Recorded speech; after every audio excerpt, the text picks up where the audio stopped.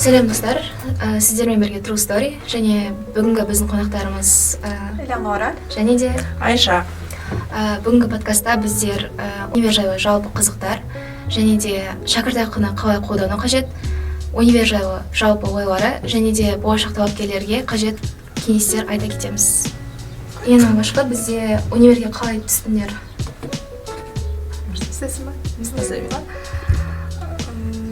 Мен жалпы өзім батыс өңірінен келдім. Орал қаласынан, Қостанай қаласының Ахмет Байтұрсынұлы атындағы осы бір университетті таңдау мен үшін үлкен бір қалай айтсам болады, қиын болды негізінде, өйткені барлығымыз білеміз, ол жаңағы универ таңдау барысында, оқуға түсу барысында, университеттер арасында жаңағыдай көптеген бір таңдау қоямыз ғой енді өзіміз. Сол кездерде таңдау қиын болды, бірақ та неге осы оқу орнына менің таңдауым түсті, өйткені жаңағыдай біріншіден ол әрине рейтинг, мен енді біз журналистика мамандығында оқып жатырғандықтан рейтинг біз үшін жалпы оқу орнының қандай қалай да несі сапасы университеттің сол барлығы маңызды болды.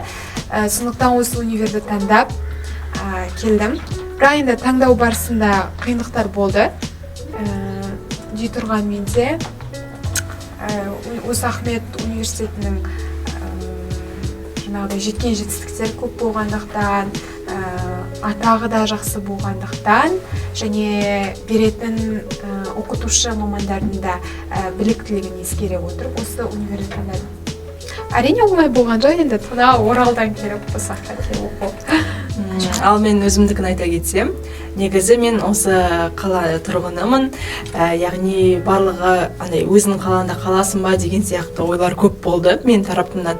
Бірақ та менің ойымша бұл жерде қала мәселесі емес, бұл жерде университеттің жаңағы сапасы және де басқалармен салыстырғанда неліктен биігірек тұратынын қарау керек деп ойлаймын.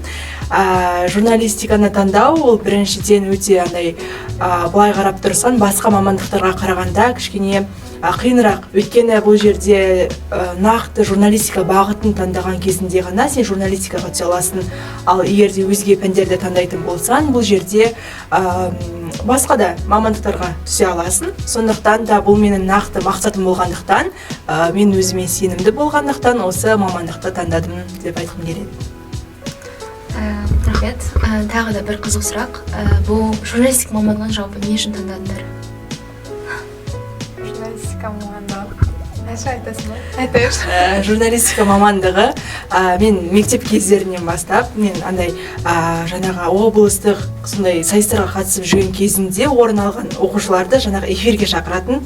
Сол кезінде эфирдің жаңағы атмосферасын көріп, камераның алдында өзіңді ұстау, жаңағы әртүрлі камералар, оператор барлығын көріп, бір өзімнің салам сияқты сезіндім. Және де маған бір ортада емес, әртүрлі ортада жүрген ұнайды. Мысалы, әртүрлі жерлерді көріп, әртүрлі мәліметтерді жинап, оны халыққа беру, яғни бір ғана тараптан емес, бірнеше тараптан өзіңді дамыту деп қарадым. Және де енді журналистикада шығармашылық адамдар жұмыс жасайды ғой, бұл жерде әртүрлі идеялар, сонымен қатар көптеген идеяларды жаңағы өзім ұнатқандықтан осы мамандықты таңдадым. Және де мен қателеспегенімді айта аламын. Мен осы мамандықты таңдауыма негізінде балалық бір арман болады ғой, сол нәрсе мотивация болды деп айтсам қателеспеймін. Неге өйткені мен де кішкентай кезімнен бастап журналистерді көретінмін, жаңағыдай телевизордың алдында отырып, халыққа шынымен де ақпараттарды беру. Негізінде енді бұлай шындыққа келген кезде ол ақпаратты біз тыңдамаймыз ғой, бәрібір де ол ақпаратқа емес, жаңағыдай журналистердің өзін ұстауы, жаңағы халықпен байланыс орнату деген сияқты сол нәрселер маған қатты ұнады. Сол себептен өзімді де сол жерде көргім келді. Сол тұлғалардың ішінде мен де бір атақты журналист болып, жаңағыдай халқыма пайдам тиетін журналист болып, сондай бір теледидардың арғы жағында отырған негізінде ұнады. Сондықтан сол нәрсе мотивация болып, осы журналистика мамандығын таңдадым. тағы бір қызықтыратын сұрақ, осы бірінші курс кезінде шәкіртақыны қалай қолдандыңыздар? бастайыр әлем Шындықты айтамыз. Шындықты айту керек па? Негізінде енді біз әлі де шәкіртақы аламыз, стипендия. Ең бірінші негізінде айту керек қой, по факту біз грантқа түскен кезде осы не үшін стипендия үшін қуанамыз ғой. Оны енді басқаруда маңызды, өйткені жалпы енді өз жеке басыма келетін болсақ, енді көп үйдегілерден ақша сұрамайтын болғандықтан стипендияны шәкіртақыны негізі ойланып несем жұмсай, бірақ та қыз болғаннан кейін енді кішкене қызығатын дүниелерім болады.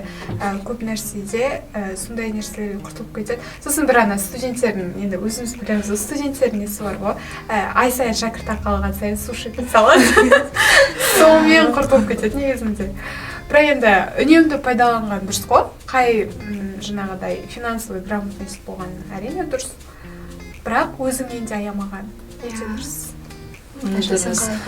Мен әлемен толықтай келісем, және де аямайтын адамдардың қатарынамын. Негізі мен өзім жаңағы былай айтқанда осы қалада тұрамын ғой, өзім үйде тұрғаннан кейін маған стипендия бір андай бір қалай айтсам болады, стипендияны алам, бірақ та ол андай сезіндірмейді де. Андай кез келген уақытта мысалы үйдегілерден де сұрай алатын дүние ғой. Сондай шәкіртақы алғаннан кейін мен ең бірінші шәкіртақыма үйдегілеріме сыйлық алған болатынмын. Сол кезінде бір өзінің ақшанды сезінген кезінде бір басқаша сезім болады екен өзінің ішінде. Андай мен осыны алып бердім ба деген сияқты. Және де ай сайын оны түсініп тұруы күшті. Негізі шәкіртақымды негізі жинаймын. Және де бірақ та жұмсайтын кездерде андай аямауға тырысам. Өйткені адам қажет сол кезінде алмаса, ол потом қалып қоя береді. Ал бірақ та былай күнде мысалы еш себепсіз құрта бергенде ол бір финансовый грамотностьтің кішкене жоқтығы деп айтуға болады. Негізінде байқап қарасақ, Айша екеуміз жаңағыдай екі бөлек адамбыз да. Және де соған байланысты екі бөлек ситуациямыз екенбіз.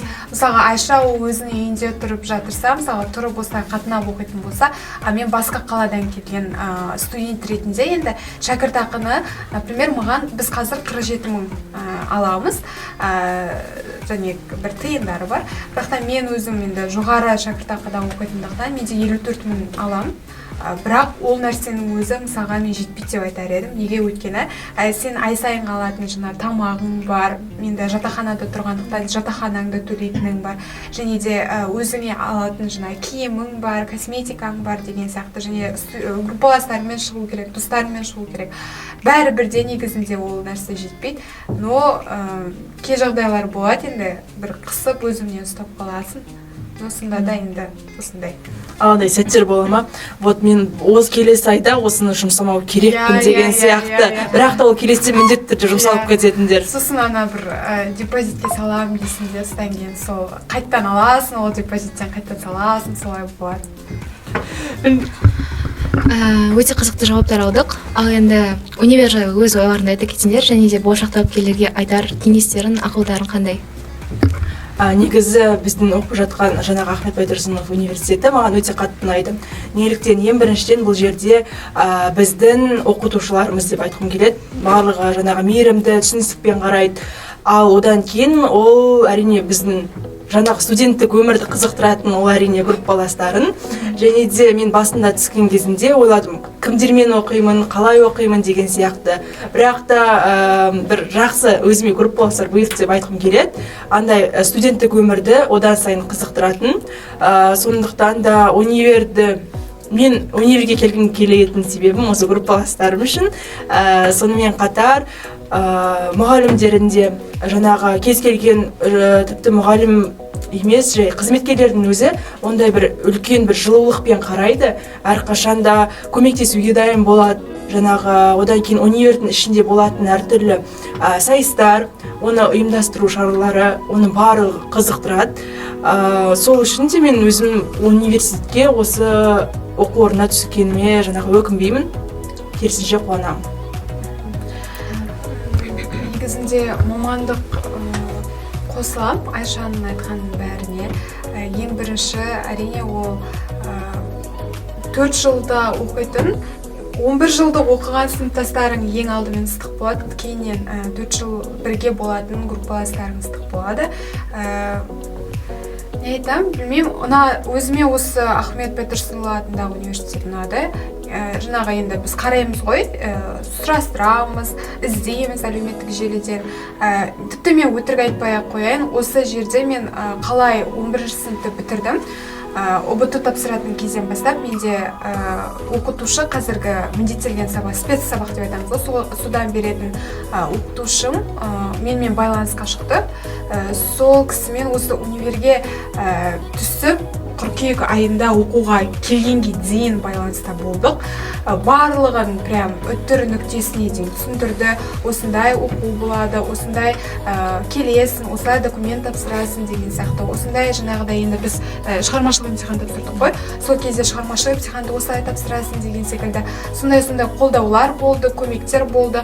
Соның арқасында мен ойладым, жаңағыдай осы оқу орнына түсу арқылы мен өзімді жалғыз сезінбеймін. Неге? Біріншіден ол әрине жаңағы осы оқу орны тарапына беріліп жатырған қолдау. Әлі мен былай қарасақ, әлі мен бұл оқу орнының студенті емеспін, бірақ та сол кезден бастап маған уже бірден жаңағыдай қолдау, жылулық сезіле бастады. Екіншіден, әрине біз шығармашылық емтихан тапсыруға келген кезде группаластарымызды көріп қалдық. Арамызда бір бала болған, ол бала кетіп қалды. Сол бірақ қалғанымыздың бәрі бірге оқимыз. Сол кезден бастап мен ойладым, мені жүздері жылы қыздар, жүздері жылы жандар, бұл кісілермен маған ешқандай бір мәселе болмайды. Керісінше мен бірге олармен өсемін, олармен бірге жұмыс жасаймын деген сияқты, олардан алатындарым бар деген сияқты, сондай мотивациямен келдім. Содан кейін қазірде мысалға оқушылар қалай ойлайсыңдар, мамандық таңдаудан да кішкене қиналып жатады. Сосын осы бір үлкен мәселе ғой, университет таңдау. Не айта аласыңдар?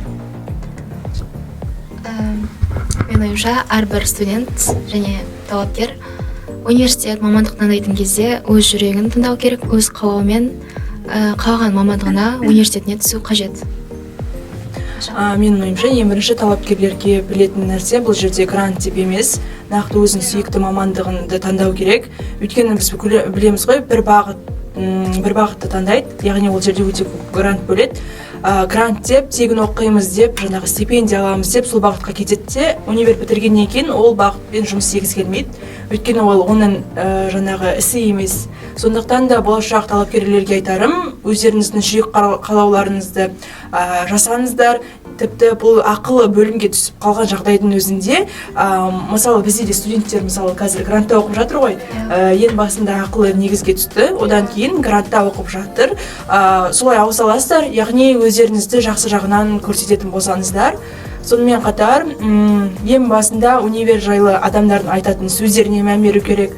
Сонымен қатар, нақты басқа Алматы, Астана қалаларына емес, өзінің қаландағы да жоғары оқу орындарын көру керек. Өйткені бұл жерде тіпті басқа қалаларда болса да, олардың білім беру жағы кішкене басқашалау болуы мүмкін. Сондықтан да өз қалаңда да бұлай көру керек деп айтқым келеді. Негізі мектеп кезінде осы жерде қосыла кетем Айшаға, неге? Өйткені мектеп кезінде мен алтын белгіге бітірдім ғой, барлық сабақтан 5 болды. Сол кезде жаңағы сынып жетекшілерім, мұғалімдерім, тіпті сыныптастарым өзі мені бір Астанадағы, Алматыдағы шарықтап тұрған универге түседі деп ойлады. Бірақ та менің таңдауым осы универге түсті. Сол кезде маған көптеген сұрақтар болған. Неге сен алтын белгі болып алып Қостанайда оқып жатырсың? Неге ол универ, неге Алматы емес, Астана емес деген сияқты. Жай ғана айтқым келеді, барлығы да өздеріңізге байланысты, өздеріңіздің қолдарыңызда. Сондықтан да талмаңыздар, өздеріңізге сеніңіздер, жүрек қалауларыңызбен ішкі армандарыңызды ескере отырып, тек қана алға баса беріңіздер, ешкімнің сөзін тыңдамаңыздар.